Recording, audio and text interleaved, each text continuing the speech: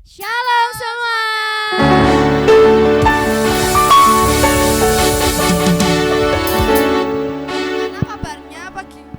Gimana kabarnya pagi hari ini? Puji Tuhan. Coba beri salam kanan kirinya dan bilang Tuhan Yesus baik. Haleluya.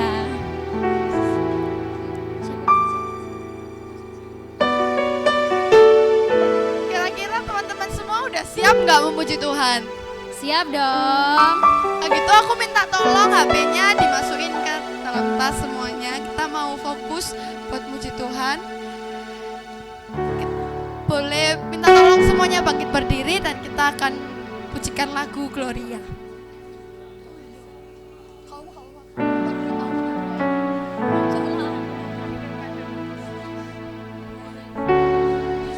Sebelum itu mari kita berdoa. Kita minta tolong Revina. Teman-teman, sebelum kita memulai ibadah kita, mari kita bersatu di dalam doa. Selamat pagi Bapak, terima kasih atas segala penyertaan mulai dari rumah kami masing-masing hingga kami sampai di tempat ini dan keadaan selamat. Tuhan, sebentar lagi kami akan memulai ibadah kami. Tuhan, tolong pimpin mulai dari awal, pertengahan hingga akhirnya. Terima kasih Tuhan Yesus, dalam nama kami sudah berdoa dan mengucap syukur. Haleluya, amin.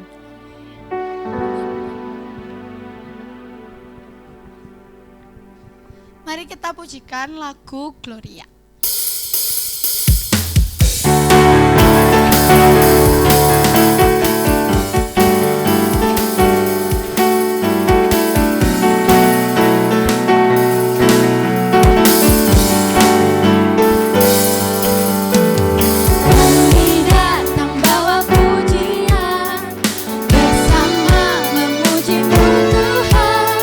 Satukan suara dan nyanyikan.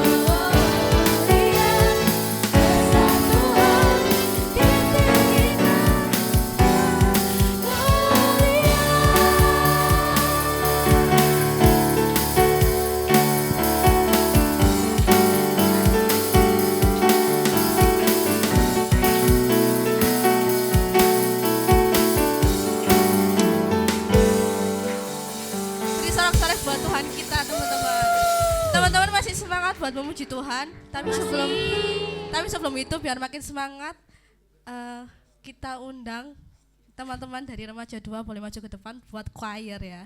Ayo Sarah, Catherine, Stephen, Rafael, Lingga, Ezra gak boleh keluar. Ezra, semuanya boleh maju ke depan ya. Ayo, Sarah,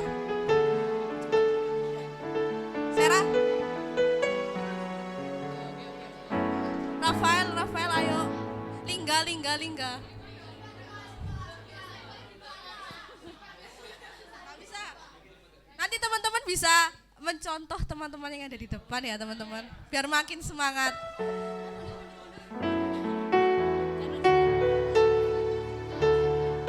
Tamara juga di sini ya Tamara. Kita mau nyalakan api kita sama Tuhan. Mari kita pujikan satu pujian ini, nyalakan apimu. Woo!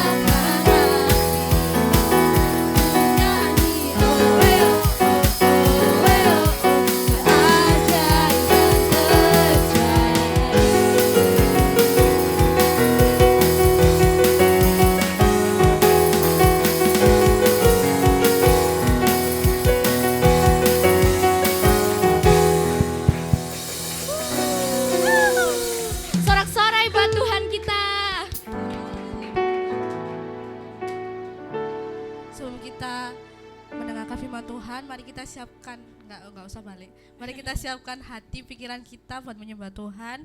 Sebelum itu mari kita pujikan satu pujian. Biarlah setiap lagu yang kita nyanyikan bukan hanya sekedar lirik saja, tetapi bisa menjadi rema dalam hidup kita. Mari kita satukan hati kita siapkan hati kita. Kami datang padamu Tuhan. Haleluya.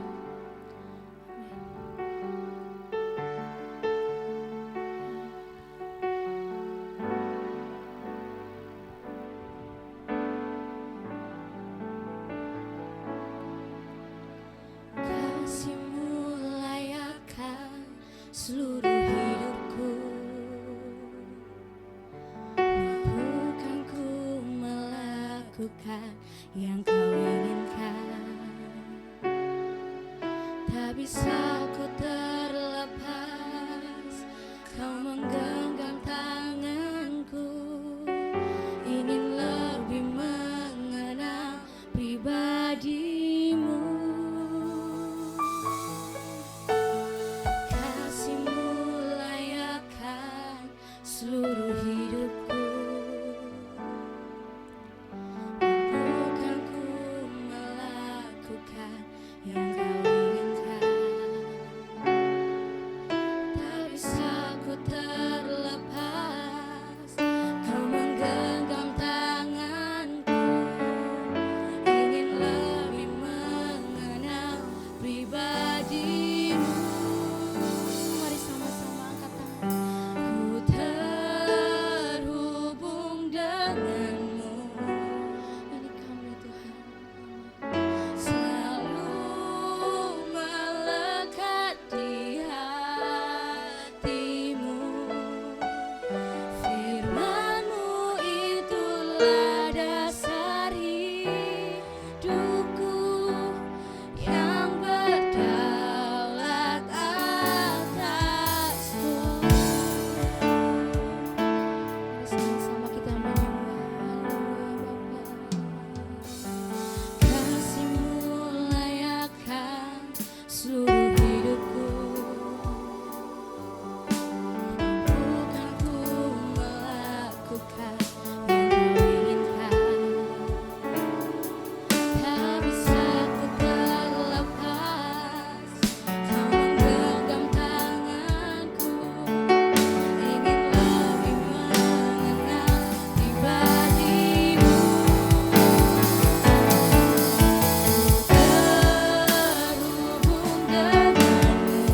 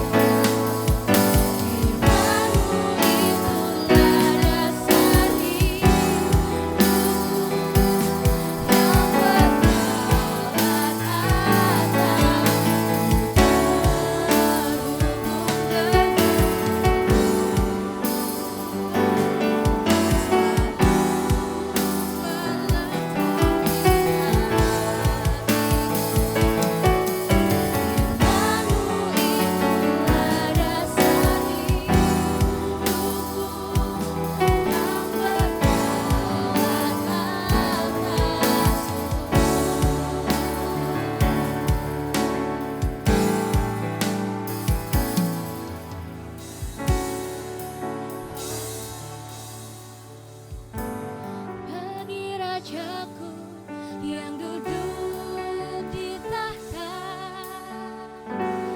aku muliakan dan ku agungkan. Kau layak disembah. Ku nyanyi hosana, ku nyanyi hosana. Bagi Rajaku, bagi Rajaku.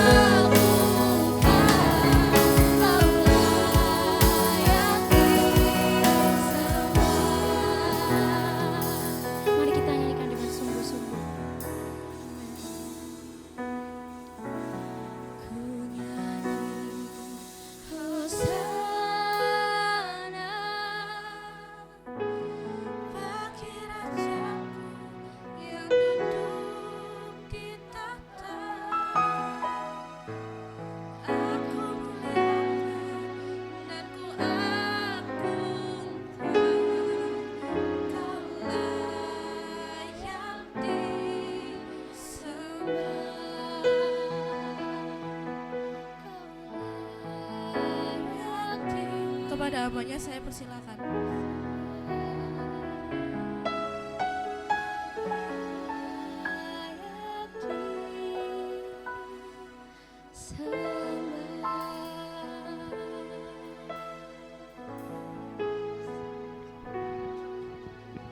Bapa di surga, terima kasih untuk pagi ini. Engkau yang layak terima pujian kami. Engkau yang layak terima penyembahan kami. Engkau yang layak terima setiap isi hati kami, Tuhan. Pagi ini tolong kami untuk sungguh-sungguh dengan rendah hati dan penuh hormat kami menghampiri tahta-Mu yang kudus. Kami tahu Engkau ada di sini, Tuhan, di tengah-tengah kami. Ajari kami dalam hidup ini untuk terus terhubung dengan Engkau. Karena tanpa Engkau, kami tidak bisa hidup. Kami mungkin pagi ini ada yang mengalami kesedihan, ada yang mengalami kegagalan, ada yang mengalami luka, atau mungkin kami sedang bersuka cita. Kami mau tetap terhubung dengan Engkau ya Tuhan, karena Engkau satu-satunya sumber kehidupan kami. Terima kasih buat pagi ini. Tolong Roh Kudus pimpin kami semuanya selama pemberitaan firman Tuhan. Biarlah kami boleh mengerti apa yang menjadi maksud Tuhan di dalam hidup kami dan apa yang menjadi rencana-Mu di dalam hidup kami. Berkati waktu ini, kuasa-kuasa kegelapan kami tolak dalam nama Yesus. Yang berusaha mengganggu kami, yang berusaha mengalihkan perhatian kami tolak dalam nama Yesus. Kami hanya fokus kepada firman-Mu. Haleluya Tuhan, kami bersyukur. Amin. Silakan duduk.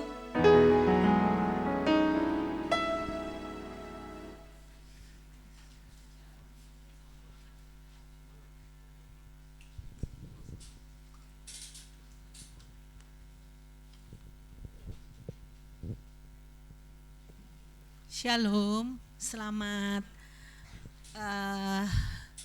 pagi. Yang di belakang kelihatan Kak Indri? Enggak. Aduh. Ya apa iki? Tapi sudah mengenal kan?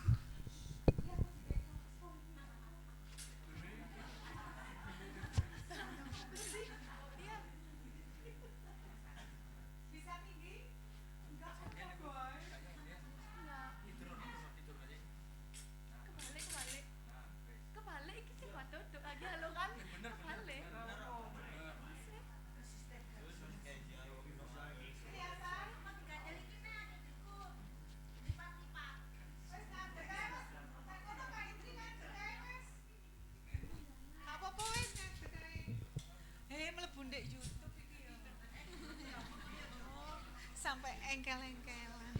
Shalom sekali lagi. Ya. Pagi ini kita akan belajar 2 ayat saja dari Galatia 2 ayat 19b, ya. B itu berarti sing isor dan 20. Seneng kan kalau cuman sedikit? Iya. Ayatnya lebih seneng sedikit atau lebih seneng yang panjang? Bener. Gak mulai-mulai ya. Galatia 2 ayat 19. Dibuka kabeh maca. Wis nang gereja seminggu sepisan. Alkitab yo pas ndek gereja tok. Sik gak gelem maca ae. Galatia 2 ayat 19 B sampai 20. Mulainya gini, aku telah disalibkan dengan Kristus. Itu loh, ya. Galatia itu di mana ya? Di perjanjian baru. Setelah apa? Setelah kitab apa? Terus sebelum kitab apa? sebelum Wahyu. 1, 2, 3. Aku telah, namun aku hidup.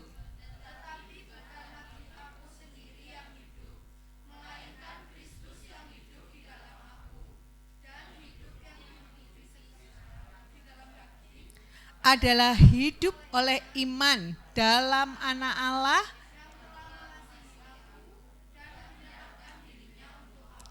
Sekali lagi ya, dimengerti, direnungkan, diresapkan. Gak oleh ngomong dewe-dewe. Mangkan wis ngomong, sekarang biar Tuhan yang berbicara. Oke? Sebentar aja, cuma 15 menit kok Tuhan berbicara. 1, 2, 3. Aku, namun aku hidup.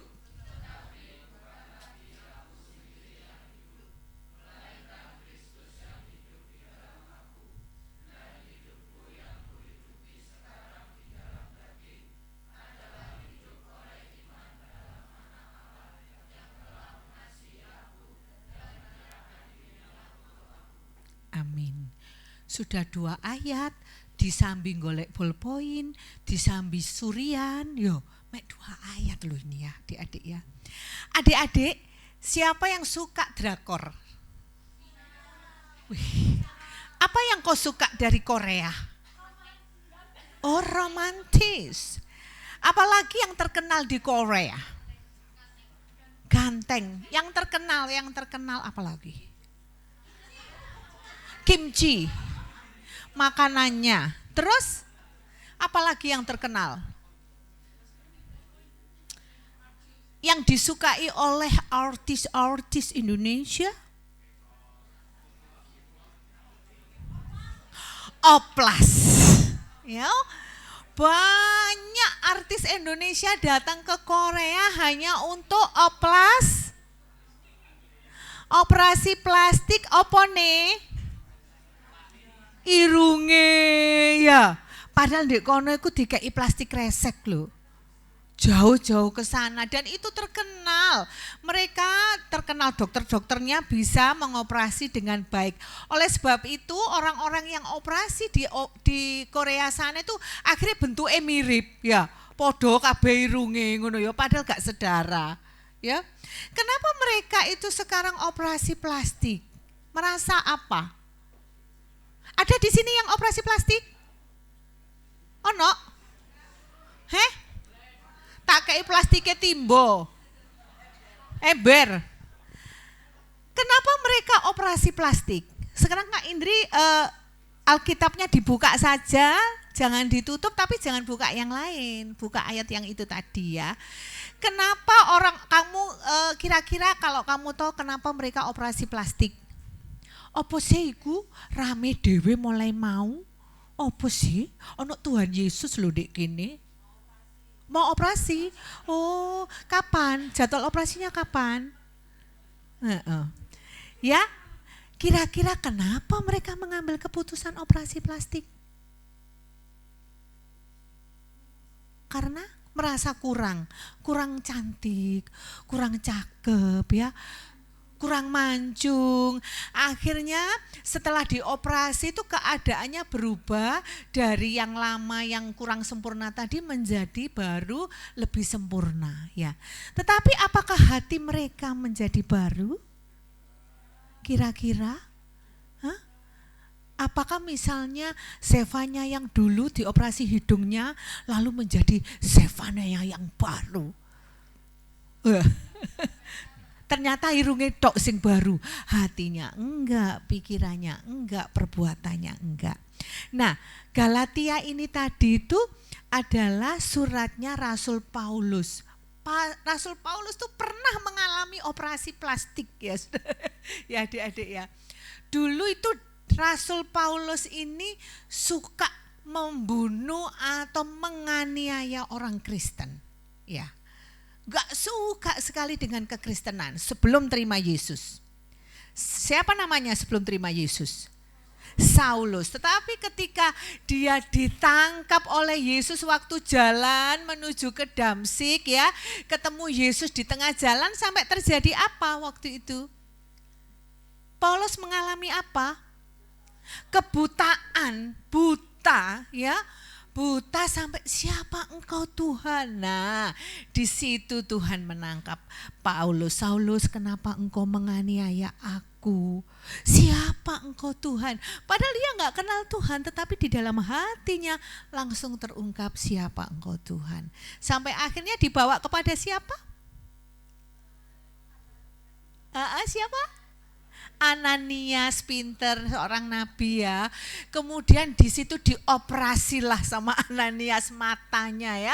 Selaputnya didoakan kemudian gugur. Selaput enggak pakai ke Korea, enggak pakai plastik resek. Tapi didoakan kemudian gugur, dan akhirnya ketika matanya disembuhkan, Paulus juga mengalami hatinya juga diubahkan ya. Jadi kehidupan Paulus itu luar dan dalam diubahkan semua pada saat bertemu Yesus. Sampai akhirnya Paulus mengakui ayat yang kita baca ini tadi. Ayo kita lihat di ayat 19b. Aku telah disalib dengan Kristus, kata Paulus. Jadi akhirnya pada saat dia percaya Yesus, kemudian dia sadar dulu waktu mungkin Alkitab ini ditulis sekitar tahun ke-200 ya. Jarak antara Paulus hidup dengan Yesus itu hidup di sampai tahun 33, kemudian disalibkan ya. Nah, kemudian Paulus ini ditangkap oleh Yesus, ditangkap oleh Allah ya. Nah, jarak waktunya dia hidup itu baru dia menyadari dulu waktu tahun 33 Yesus disalib, ternyata itu juga aku juga ikut disalib di sana. Gitu ya. Jadi ini aku telah disalibkan dengan Kristus. Jadi waktu tahun 33 Kristus disalib itu sebetulnya dosa-dosaku juga ikut disalib di situ pada waktu itu. Dan itu sekali untuk selamanya ya. Penyaliban Yesus itu tidak bisa diulangi, sekali untuk selamanya. Dan ternyata ini bukan untuk Paulus saja, tetapi semua orang. Sampai generasi kita sekarang ini juga seperti itu. Dulu tahun 33 Yesus disalib, ternyata di situ juga dosaku disalib. Di situ juga dosa kalian disalib pada tahun 33 itu. Itu maksudnya ayat ini ya. Akhirnya sampai Paulus itu bisa ngomong di sini ayat 20. Namun aku hidup. Kok bisa? Ya, karena pada hari ketiga Yesus bangkit. Dan pada saat Yesus bangkit itu maka orang yang percaya kepada Tuhan juga dibangkitkan. Sudah di dalam dosa lagi. Karena dosanya sudah disalib bersama-sama dengan Yesus. Jadi Paulus sampai akhirnya bisa begitu. Namun aku hidup, gak mati terus di dalam dosa, gak mati terus di kayu salib. Tetapi selanjutnya bukan lagi aku sendiri yang hidup, melainkan siapa? Kristus yang hidup di dalam aku. Ya, jadi kalau orang-orang yang sudah percaya Yesus, kalian yang percaya Yesus itu bisa mengakui ini, wih aku dulu disalib ya, tapi aku hidup. Dan sekarang kalau aku boleh hidup ke gereja Maranatha, ke youth, ke mana lagi, ke sekolah minggu, ternyata bukan aku, tetapi karena Yesus ini loh hidup di dalam diriku, maka aku mau ke gereja. Ya, karena Yesus ini loh hidup di dalam diriku, maka aku mau melayani Tuhan. Karena Yesus hidup di dalam diriku ini loh, maka aku mau datang ke youth, aku mau datang ke mana lagi? Ketin sehari Sabtu, aku mau datang di ibadah W1, W2, W3, W4 ya. Itu semua aku ikuti. Aku mau latihan musik, aku mau latihan tamborin, aku mau ikut flag dan semuanya. Itu karena Yesus yang hidup di dalamku, bukan karena aku sendiri. Ya, untung dulu waktu Paulus tuh nggak ada flag.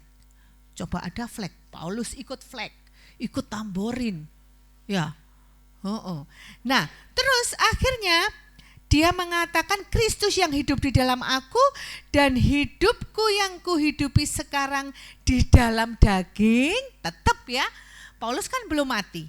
Jadi hidup di dalam daging sama dengan kita semuanya. Ini masih di dalam daging adalah hidup oleh iman dalam Kristus Yesus, ya. Kalau kamu tidak punya iman kepada Yesus, kamu tidak akan terdorong untuk ke gereja. Kalau kamu tidak punya iman kepada Yesus, kamu tidak akan berusaha hidup kudus. Kalau kamu tidak punya iman kepada Yesus, kamu tidak akan takut ketika kamu berbuat dosa. Amin. Tetapi karena kamu punya iman kepada Yesus, maka kalau ada dosa dan pelanggaran tuh kamu jadi ragu-ragu gitu. Ini benar enggak yang aku lakukan ya? Ini boleh enggak ya sama Tuhan? Aku takut, aku sedih, aku mohon ampun. Waktu kamu buka-buka HP isinya macem-macem ya. Di HP itu kan kalau dulu buku adalah jendela dunia. Tetapi sekarang internet adalah pintu gerbang dunia kewete iso nang dindi ya. Kamu dalam HP itu bisa main game, bisa lihat video porno, bisa lihat pembunuhan, bisa lihat pencurian, bisa lihat CCTV-nya dari kampung sebelah ya, bisa lihat trik-triknya perjudian, bisa semua melalui HP. Apalagi waktu ibadah aja masih bisa buka HP. Dan saya enggak tahu kamu berbuat dosa atau tidak pada saat firman Tuhan kamu buka HP. Ya. Tetapi yang jelas adalah ketika kamu punya iman kepada Tuhan, hidup yang kuhidupi sekarang ini adalah iman kepada Tuhan, kepada anak Allah yang telah mengasihi aku dan telah menyerahkan dirinya bagiku.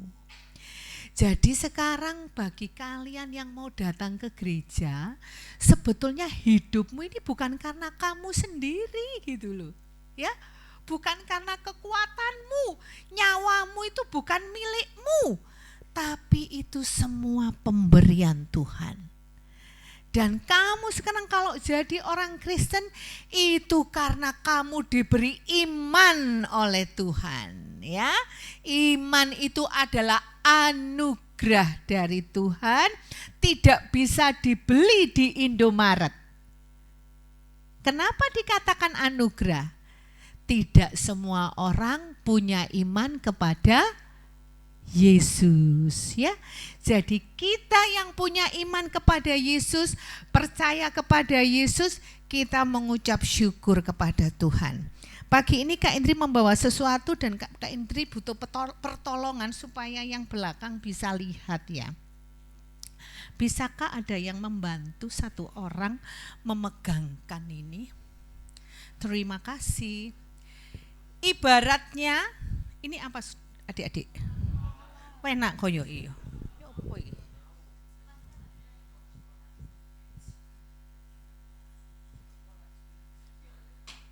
Sabar ya. Wedi muncrut aku. Kutang kabeh engko. Gorong tak buka. Iya.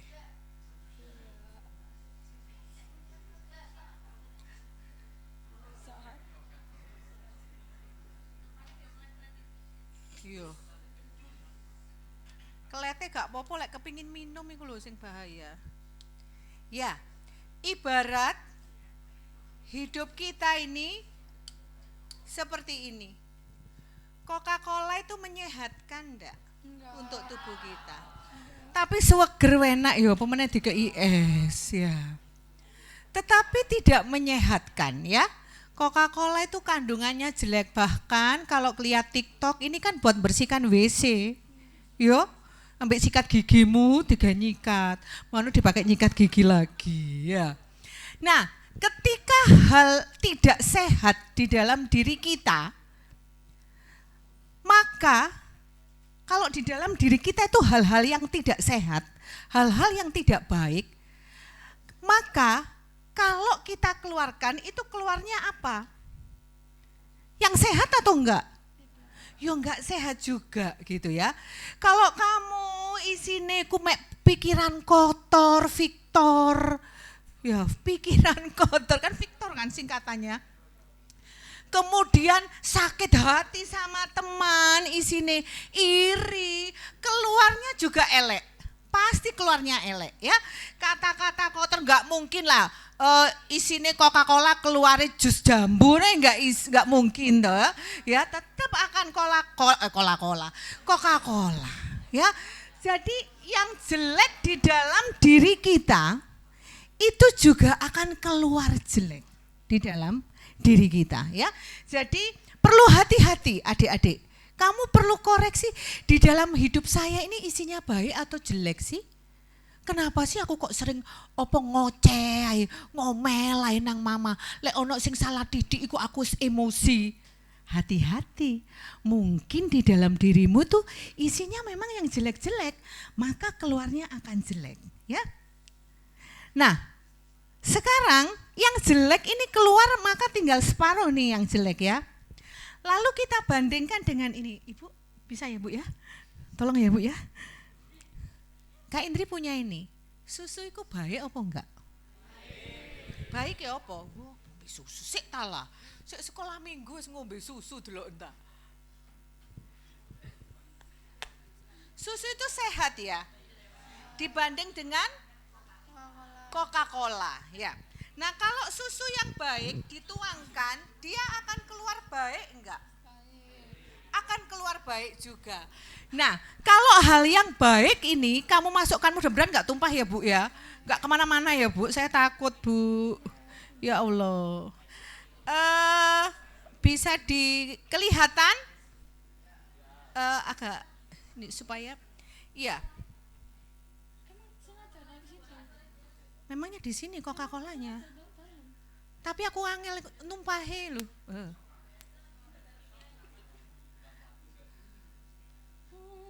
Nah, ketika Coca-Cola ini dimasuki susu yang sehat, maka apa yang terjadi? Apakah ada Coca-Cola di dalamnya? Hah? Masih bercampur ya. Kalau terus diisi hal baik, maka akan Coca-Colanya akan habis, akan keluar semuanya. Ya, karena diisi hal baik. Begitu juga dengan hidupmu. Kalau kamu hal burukmu di dalam tubuhmu itu, kamu isi dengan firman Tuhan, kamu isi dengan membaca Alkitab, kamu isi dengan berdoa, kamu isi dengan memuji Tuhan, maka yang buruk-buruk di dalam dirimu itu akan keluar gitu loh. Akan hilang, akan akhirnya habis, hanya terisi oleh firman Tuhan, puji-pujian kepada Tuhan dan hal-hal yang baik. Ya. Tapi nek kemudian kamu bergaul dengan teman kelasmu, terus katut. Tiba tumpah rek. Terus katut itu bahasa Indonesianya apa? Terbawa ya. Temenmu ngerokok, wis gak ono mamae, aku nilii rokok. Hah? Iya. Terus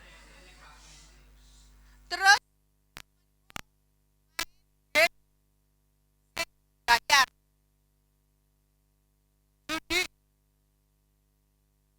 Oh, aku bisa mama sekretari. Kayak judi ya wis. Mama kan nggak tahu. Ya. Terus teman sebelahmu itu nyontek waktu ujian. Wah ini menolong orang tua ini. Supaya bagus nilainya, supaya aku ndang lulus ya. Nah, ketika kamu mengikuti teman-temanmu itu, maka itu berarti kamu memasukkan lagi hal buruk di dalam dirimu. Akhirnya apa yang terjadi? Susune ya apa? Ya metu maneh, susune entek yang terisi di dalam dirimu adalah Coca-Cola lagi gitu loh ya. Hal yang jelek lagi. Nah, sekarang apakah kamu mau mengisi hal baik lagi? Mau? Hah? Diisi mana? Kapan marine? Sampai kapan? Mlebu metu. Coca-Cola susu. Mbok kira iki es mega mendung ngono. Ya. Ya, kalau misalnya kamu ingin baik ya teruslah tiap hari itu kamu isi hidupmu dengan hal-hal baik. Supaya apa? Ya supaya yang keluar juga hal-hal yang baik. Ya. Itu adalah, terima kasih Ibu, itu adalah ibarat kehidupan kita. Nah sekarang pilihan ada pada kalian. Ya, kalian ini sudah terima Yesus sebagai Tuhan dan Juru Selamat. Kalian sudah kenal firman Tuhan. Kalian sudah diajari menyembah dan memuji Tuhan. Apa yang menjadi pilihanmu? Apakah kamu mau terus hidup di dalam keburukan? Yang kamu isi adalah hal-hal buruk terus di dalam dirimu, sehingga keluarnya juga akan keluar yang buruk? Ataukah kamu mau mengisinya terus dengan firman Tuhan setiap hari?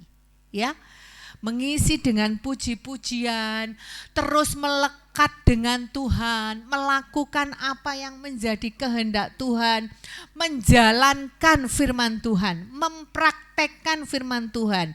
Itu adalah cara supaya kamu bertumbuh secara rohani.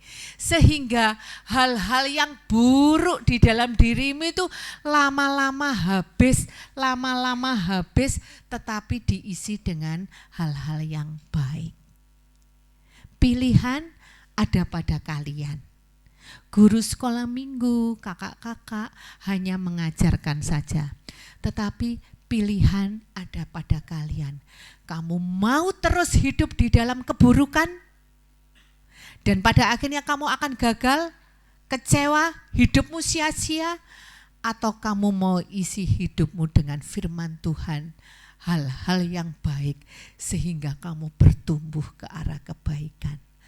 Tuhan akan menolong kita semuanya. Tuhan akan menolong kalian pada masa pertumbuhan kalian supaya terus berada di dalam tangan Tuhan. Kalau kalian tidak mampu bertahan, berdoa. Ingat, ada Roh Kudus yang bisa menolong kita untuk terus menjadi orang-orang yang berkenan di hadapan Tuhan.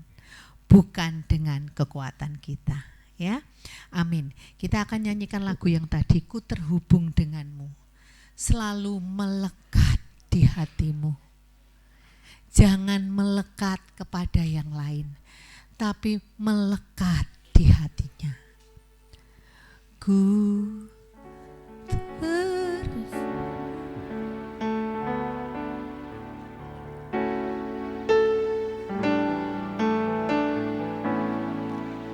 Ku terhubung denganmu, selalu melekat di hatimu. Firman-Mu itulah dasar hidupku yang berdaulat atasku. Terhubung